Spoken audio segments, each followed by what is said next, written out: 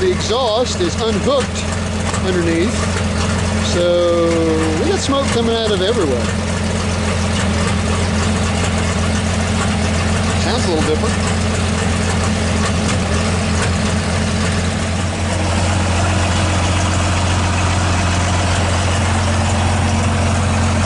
Alright, so it looks like it's on fire, but I promise it's not.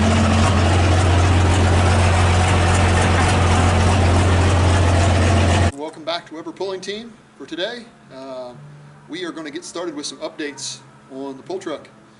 We got a pull scheduled now in 2 months, and a little more than 2 months. So we got to get started on this thing. Earlier today we added some fans, in addition to the ones that were already on the back. Now we have some on the front as well. And now we're getting ready to jerk the bed off. Yeah, we just put this bed on less than a year ago. Made 5 passes all of 2020, and now we got to take the bed back off, and we're going to totally redo the rear hitch and suspension. We're going to a drawbar in the truck versus the receiver hitch that's in it. So a lot going on, so hang with us on the channel. We should have lots of little things coming up.